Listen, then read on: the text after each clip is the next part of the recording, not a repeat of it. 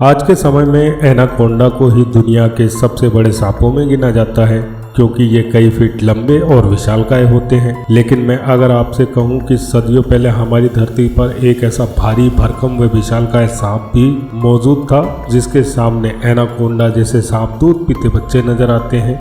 एक ऐसा सांप जो अपने फन से बादलों को छू सकता था, एक ऐसा सांप जो किसी विशालकाय मगरमच्छ को बड़ी आसानी से निगल सकता हो। तो आप क्या कहेंगे? जी हाँ, मैं आज आपको बताने जा रहा हूँ भीमकाय व महाविनाशक सांप के बारे में जिसका नाम है टाइटेनोबोआ। आपने एनाकोंडा फिल्म तो जरूर देखी होगी, तो आपको यह भी पता होगा कि एनाकोंडा धरती पे मौजूद अब तक का सबसे बड़ा सांप माना जाता है। लेकिन आज हम बात कर रहे हैं डायनासोर काल के उस सांप की जो एनाकोंडा से कहीं अधिक बड़ा और विशालकाय हुआ करता था। आज हम इस वीडियो में टाइटेनोबोआ के अस्तित्व के बारे में पड़ताल करेंगे और साथ ही इससे जुड़े कुछ बहुत ही रोचक फैक्ट्स पर भी नजर डालेंगे। आप बस वीडियो के अंत तक बने रहिए, ये वीडियो आपके रोंगटे खड़े कर देगा। Titanoboa snake. आज से करीब 6 करोड़ 50 लाख साल पहले जब डायनासोर खत्म हुए तो धरती पर एपेक्स प्रेडेटर की जगह खाली हो गई। फूड चेन की टॉप स्पेस को फुल करने के लिए किसी को तो आगे आना ही था। ऐसे में मोर्चा संभाला मैमल्स और रेप्टाइल्स ने। डायनासोर्स के विनाश के बाद जो जीव बच गए उनके पास बढ़िया मौका था फलने और फूलने का और विकसित होने का। यह वही समय था जब दुनिया का सबसे खतरनाक और विशालकाय रेप्टाइल्स टाइटेनोबोआ अस्तित्व में आया। टाइटेनोबोआ गैरन ग्यूटान स्नेक था जो सांपों की बोआ प्रजाति से है। बोआ प्रजाति में वे सांप आते हैं जो साइज में बहुत ही विशालकाय और बिना जहर के होते हैं। मुख्य रूप से बोआ प्रजाति के सांप अमेरिका के कॉन्टिनेंट में पाए जाते हैं, यानी कि इस सांप को आज के ज़माने में बोआ कंस्ट्रिक्टर और एनाकोंडा का पूर्वज माना जा सकता है। टाइटेनोबोआ अपने समय का खूंखार और जानलेवा शिकारी था जिसकी दहशत पूरी धरती पर थी। जैसा कि हमने आपको बताया कि टाइटेनोबोआ स्नेक का उदय डायनासोर के अंत के बाद हुआ था, यानी कि डायनासोर्स के साथ इनका कोई संबंध नहीं है। वैज्ञानिकों की माने तो ये सांप आज से करीब 6 करोड़ साल पहले पनपे और करीब 50 लाख सालों तक इन्होंने धरती पर राज किया। जैसा कि आपको हमने बताया कि टाइटेनोबोआ सांप एनाकोंडा के पूर्वज हैं, तो जाहिर सी बात है कि जहां आज एनाकोंडा पाए जाते हैं वहीं इन सांपों का भी बसेरा हुआ करता था। यानी अमेरिका की धरती के सबसे विशाल, सबसे घने और सबसे ज्यादा विविधता भरे जंगल अमेज़न को साउथ अमेरिका की शान माना जाता है। इसी जंगल में टाइटेनोबोआ का बसेरा था और आतंक भी विज्ञान तथ्यों व प्रमाण के आधार पर ही अपनी राय कायम करता है। ऐसे में जाहिर है टाइटेनोबोआ सांप के अस्तित्व के प्रमाण कहीं ना कहीं तो मिले होंगे। जी हाँ, जरूर मिले। साल 2009 में नॉर्थ ईस्ट कोलंबिया में मौजूद सेरिज़ोन फॉर्मेशन की कोयला की खदानों ने धरती पर कभी रह रहे इन सांपों की मौजूदगी का प्रमाण दिया। यहाँ पाए गए फॉसिल्स की शुरुआती जांच में इन्हें किसी विशालकाय मगरमच्छ के फॉसिल्स बताया गया था, मगर फिर जांच में पाया गया कि ये फॉसिल्स किसी मगरमच्छ के नहीं बल्कि एक सांप के हैं और कोई ऐसा वैसा सांप नहीं बल्कि अब तक के दुनिया के सबसे विशालकाय सांप टाइटेनोबोआ का। कोल माइंस में मिले फॉसिल्स की स्टडी से यह अनुमान लगाया गया कि टाइटेनोबोआ की लंबाई करीब 13 मीटर यानी कि लगभग 43 फीट हुआ करती थी। आज पाए जाने वाले एनाकोंडा की साइज लगभग 15 से 20 फीट तक की ही होती है, यानी कि टाइटेनोबोआ एनाकोंडा से 2 गुना से भी ज्यादा लंबे हुआ करते थे। आज तक सबसे लंबा एनाकोंडा 29 फीट का ही पाया गया है। आप इस बात से भी अंदाजा लगा सकते हैं कि अपने समय में टाइटेनोबोआ की कैसी दहशत रही होगी। और इसकी चौड़ाई के बारे में जानकर तो आपके कान खड़े हो जाएंगे।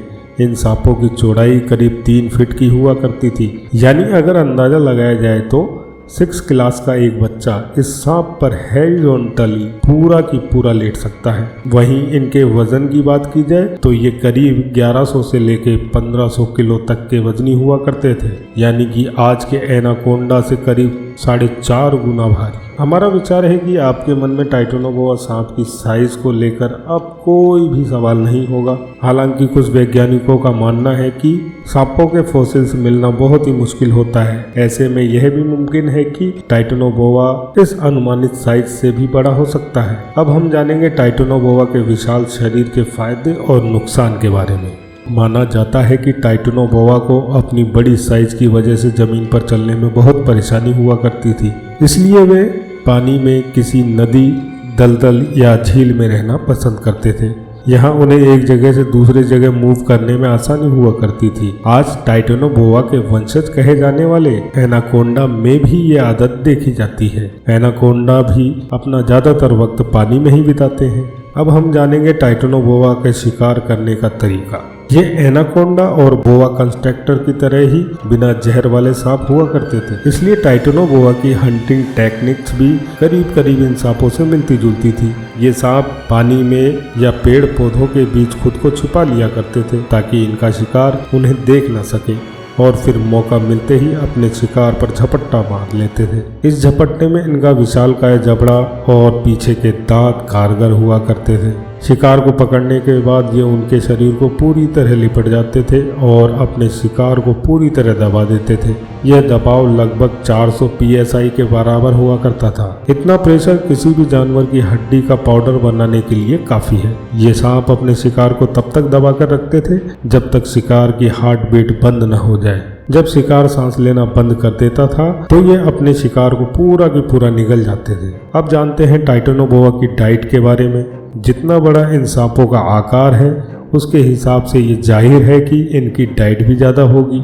जैसा कि हमने बात की, ये सांप ज़्यादातर वक्त पानी में बिताते थे। ऐसे में इनका ज़्यादातर शिकार पानी के जीव ही हुआ करते थे। ये ज़्यादातर बड़ी मछलियाँ, रेप्टाइल्स, क्रोकोडाइल्स और मोर्फा का शिकार किया करते थे। क्रोकोडाइल्स और मोर्फा उस समय के सबसे बड़े विशालकाय जीव हुआ करते थे, जो आज के क्रोकोडाइल की तुलना में काफी बड़े थे। अब जानते हैं टाइटैनोबोआ आकार में इतने बड़े क्यों हुआ करते थे। जैसा कि हम जानते हैं कि रेप्टाइल्स कोल्ड ब्लडेड क्रिएचर्स होते हैं, टाइटैनोबोआ भी इनसे अलग नहीं थे।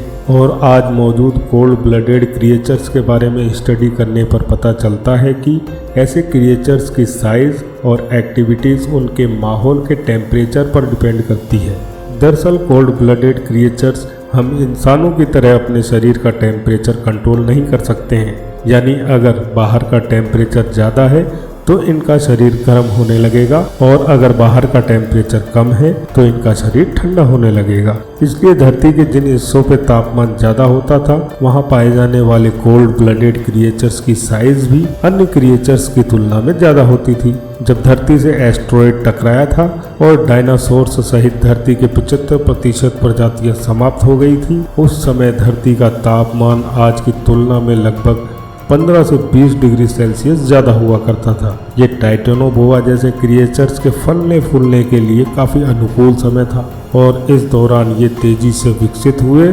टाइटैनोबोआ भी उन क्रिएचरों में से एक थे। वैज्ञानिकों के अनुसार उस समय अमेज़न का तापमान 32 से 35 डिग्री सेल्सियस हुआ करता था, जो कि आज के तापमान से करीब 8 से 10 डिग्री सेल्सियस ज़्यादा है। यानी टाइटैनोबोआ के लिए अमेज़न का मौसम ग्रो करने के लिए सबसे अनुकूल था, और इसलिए वे बढ़ते ही चले गए और भयानक दानव का आकार ले लिया। अगर यह सांप इतना बड़ा था तो जाहिर सी बात है कि इसे कोई हरा नहीं सकता था, न कोई इसका शिकार कर सकता था। ऐसे में सवाल उठता है कि फिर ऐसा क्या हुआ कि ये सांप विलुप्त हो गए। वैज्ञानिक इसके कई कारण मानते हैं, मगर उनमें से सबसे मुख्य कारण नजर आता है क्लाइमेट का चेंज होना। धरती समय के साथ साथ ठंडी हो रही थी और गिरते टेम्परेचर के साथ टाइटैनोबोआ एडजस्ट नहीं कर पाए। बढ़ती ठंड इन सांपों के लिए सबसे बड़ी समस्या बन गई और धीरे धीरे टाइटैनोबोआ का अस्तित्व समाप्त हो गया। हालांकि कुछ वैज्ञानिकों का मानना है कि टाइटैनोबोआ और इस तरह के दूसरे रेप्टाइल्स का फिर से उदय हो सकता है, क्योंकि ग्लोबल वार्मिंग की वजह से धरती का टेम्परेचर एक बार फिर बढ़ रहा है। अगर तापमान इसी तरह से बढ़ता रहा तो मौजूदा रेप्टाइल्स की साइज और एक्टिविटीज भी बढ़ जाएंगी, और हो सकता है कि दुनिया में एक बार फिर से टाइटैनोबोआ का राज हो। तो देखा आपने कैसे दुनिया के सबसे बड़े सांप का उदय हुआ और कैसे उनका खात्मा हो गया। आज की वीडियो में बस इतना ही। मिलते हैं फिर किसी अन्य रोचक तथ्य के साथ। आपको ये वीडियो कैसा लगा हमें कमेंट करके ज़रूर बताएं, और हाँ, आप इस वीडियो को अपने दोस्तों को शेयर करना ना भूलें। साथ ही इस वीडियो को लाइक कर दें, और अभी तक अगर आपने हमारे चैनल को सब्सक्राइब नहीं किया है तो तुरंत कर लें। इसके साथ ही बेल आइकन को प्रेस कर दें ताकि हमारी लेटेस्ट वीडियो का नोटिफिकेशन आप तक पहुंच सके जल्द से जल्द। देखते रहिए फैक्टो सब। जय हिंद, जय भारत।